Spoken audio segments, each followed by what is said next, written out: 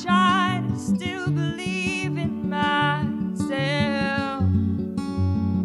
Keep pushing on, keep being strong. I tell myself I'm close to the finish line, then everything will be alright, alright,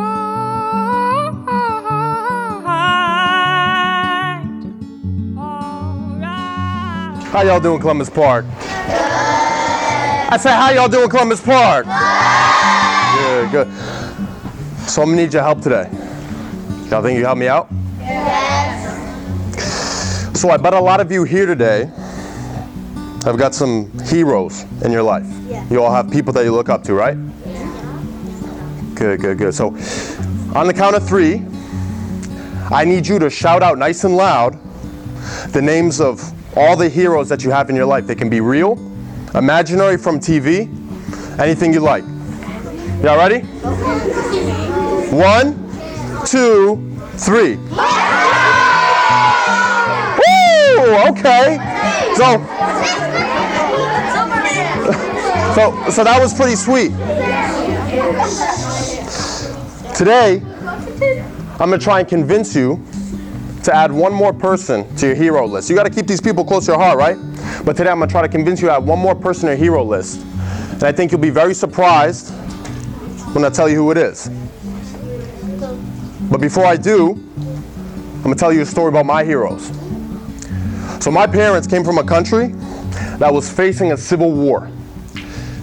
And all they knew how to do was work, fight, and suffer.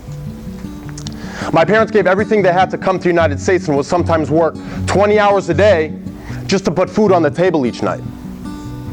Since most of their adult lives were spent under this huge amount of stress, my parents really never had the ability to show a lot of love to my older brothers and I. So you see, while the struggles that my parents faced were immensely difficult, I never really considered them to be my heroes because they never became the leaders that they had to be in order to raise a healthy family. My real heroes at the time were actually my 2 older brothers.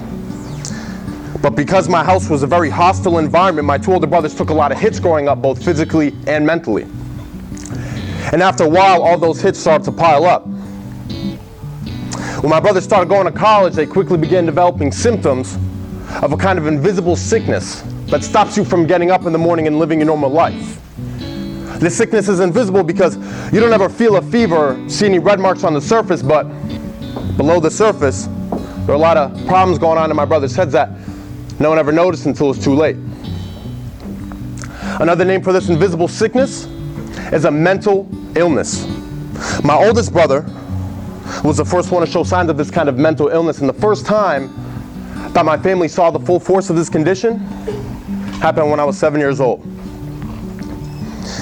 So one night, my parents went to go eat dinner at a friend's house. My oldest brother walked upstairs to see my middle brother. I was watching TV when all of a sudden I start to hear a lot of loud noises coming from upstairs.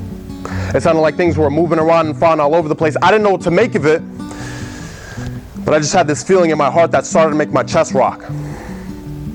I walk upstairs into my attic to find a broken fan on the floor with the front cage of it ripped off and a window wide open in the middle of winter. I ran in between my 2 brothers and I just saw them staring at each other. I looked at my oldest brother and he had this face on him. It looked like as if he was about to kill somebody. I looked at my middle brother and he had this kind of fear on his face that I'd never seen before. I started to cry and I told him to stop fighting. Then he told me to go downstairs. I said no. So they pushed me out of the room and closed the door. I walked downstairs, but I just couldn't stop crying. But I wasn't just crying because I was scared of what was about to happen upstairs. I was crying because I was remembering all the bad memories that led up to this moment. I couldn't stop thinking of the times when my dad would throw things across the kitchen, almost hit my mom, then storm out of the house. I couldn't stop thinking of the times when my mom would tell me how much she hated her kids, her family, and her life. I couldn't stop thinking of the times that I would run up to my room, look up to God, and tell him how much I hated him for putting these problems in my life. So I was in my kitchen still hearing fighting going on upstairs. I didn't know what I was supposed to do. I had so much pain filled up in my heart, but being only 7 years old meant that I didn't really know how to process what was going on. And so I'm not going to dig deep into details with you, but I'm about to be honest. I'm going to talk to you like you're big boys and girls, right? 5th and 6th grade. I decided that the only way I could have gotten rid of the pain in my heart was if I hurt myself. And that's what I was about to do. But this part is so unbelievable. Just before I was about to make a big mistake, just before I was about to do something that I would regret, just before I was about to do something to myself that would change my family forever, something inside of me said in a soft voice, Mohamed, everything will be okay. Everything will be okay. A voice inside my body was telling me that everything was going to be okay. It was as if this inner voice knew stuff before I did. I stopped crying when I realized how bad of a decision that would have been. But it turns out that 2 lives were spared that night, because I came to find out years later that during that fighting, my oldest brother was so consumed by his mental illness that he tried to kill his middle brother by putting the fan blades to his face and throwing him out of the 2nd-story window. The only reason why I'm here today is because I wanted to share with you the voice from inside of me that I first heard when I was younger than you. But just because I heard that voice in my kitchen does not mean that things got any easier. In fact, ever since I was introduced to that inner voice, my path got even harder. When I was in 6th grade, I visited my oldest brother in a maximum security mental facility and cried with him and my mom for about 30 minutes in front of a bunch of other inmates. When I was in 6th grade, on my high school graduation, I was about to deliver a speech that I spent hours rehearsing. And my middle brother told me that he would come watch me speak, but never showed up because he was so consumed by his own mental illness. But did I stop and wait for my heroes to pop back into my life and save the day? No. Why? Because that voice inside of me saying, Mohamed, everything will be okay. You just have to keep going, son. Mohamed, you have to keep going because your family's torn apart and broken, and they're counting on you to be the one that gets it right. You have to keep going because your brother sacrificed everything for you to be where you are today. You have to keep going because God blessed you with special talents and abilities, and you must give something back to these kids at Columbus Park Elementary School who might not realize that they have special talents and abilities too. And here's where the biggest test of all came. I was 18 years old. It was my last year of high school and I was ready to go to college. But I knew from the very beginning that my parents couldn't afford to send me to school. Since my older brothers were either homeless or in a hospital, all the money that my parents made would go to keep them off the street. The only way I could have gone to college was on a full scholarship, meaning the school pays for everything. Food, room, tuition, everything. Most schools only give 1 or 2 of these kinds of scholarships out each year, and I was a good student, but I thought to myself, is it even worth it to apply? Am I good enough to get something like this? These are kids who have families that pay for private tutors and special classes. These are kids who attend high schools that cost as much as most colleges. How will I compare with these kids? But that voice inside of me said, Mohamed, everything will be okay, just keep going. I applied to all my schools and got into just about all of them. And it was cool for a second because they all gave me some scholarships, but no one gave me the full scholarship that I needed. So I was like, sweet, I got into college, but I was like, oh man, I can't even afford to go to any of these schools. I had an opportunity to get a full scholarship at one college. The last thing that I had to do was interview with some people and convince them that I should be the one that gets a scholarship. But it turns out I was so nervous during my interview because all I could think about was the money that they could give me to go there. So they told me, Mohamed, unfortunately, we cannot give you the scholarship, but thank you for applying.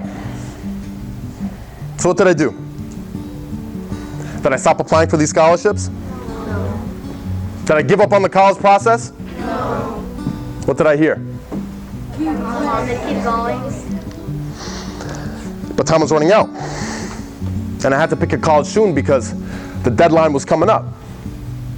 About a week later, I got an email from Clark University saying, Mohamed, we would like to bring you in for the interview phase of the LEAP scholarship that we have here at Clark. The LEAP scholarship is a full scholarship that covers every cost that you'll have to pay to go to this school.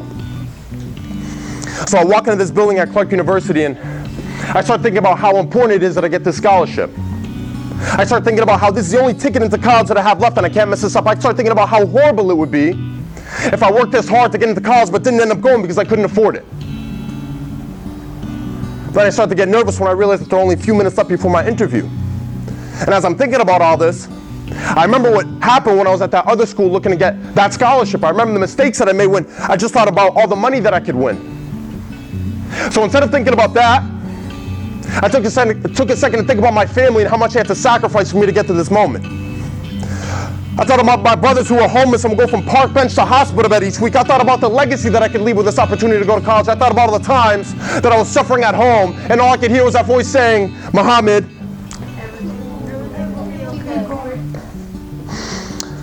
So I walk into this interview and see about 8 very smart looking people that work for Clark. They ask me all these kinds of questions about why I would be a good fit at their school. I'm gonna be honest with you. I did not give any kind of brilliant answer to any of the questions that they were asking. But I said, look, I come from a family that only knows pain. I come from a family that argues more than it communicates. I come from a family with a history of mental illness. And having 2 older brothers with severe diseases means that statistically, it's a miracle for me to be here with you today and not on the street. They said, Mohamed, thank you. You will hear our decision in the next few weeks. 3 weeks go by, and I still haven't heard anything. I start to doubt whether I'm going to college next year. I start looking at programs for the military, but I couldn't even start to fill out these applications because I knew that I belonged in college. I worked my whole life for this moment. Don't get me wrong. College is not for everyone. I was top 1% of my class. Both my brothers started college and didn't finish. It was my job to show my family what a diploma from a top university looks like.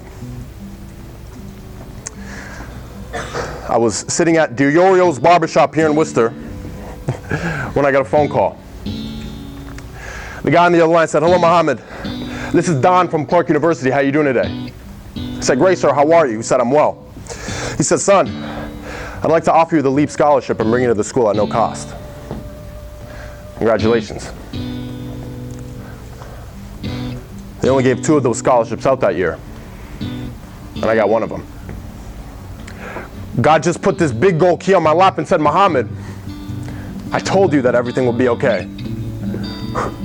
And I'm like, God, how are you going to let someone like me get this wonderful opportunity? I almost took away the life that you gave to me when I was 7 years old in my kitchen. I got a little darkness in my heart, man. God, I see you in the kitchen cooking up something good for me, but what can I possibly give back to this world that is so special that you give me a full scholarship to go to a top school for?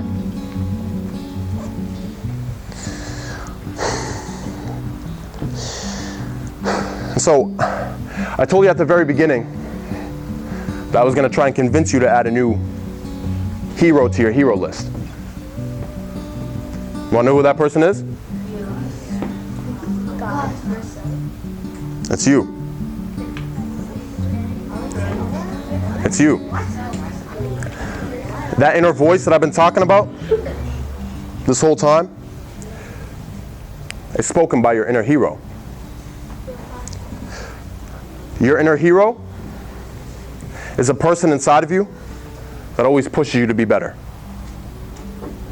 Your inner hero is a person inside of you that fights all of your battles with you. Your inner hero is a person inside of you that reminds you just how special you really are. Guys, there may be times in your life where everything around you might be crumbling down. And you will have to listen to that person inside of you that all of you in here possess. And I know this because I grew up with the same kinds of challenges as you. Money issues, immigrant parents, older siblings in hospitals or jails or homeless. Just because I'm up here, don't think that I'm any different from you. I just recognize that I have a mental tool that helped me get through some very difficult circumstances. And I came here today to show you how to use that tool that you already have. This tool helped me love the people that once hurt me. This tool helped me be thankful for the struggles that I had growing up. This tool helped me convert all the pain in my heart to strength and inspiration. But what you do with this tool is entirely up to you. What you do to follow your inner hero is entirely up to you, but from this point on, you can never say that you didn't know about this. You can never have an excuse as to why you did something that you knew you shouldn't have. And if you ever doubt whether you should go about doing something, then all you have to do is just ask your inner hero. Because no matter what happens to you, no matter what is taken away from you, no matter who you lose in your life, that person inside of you will never let you go.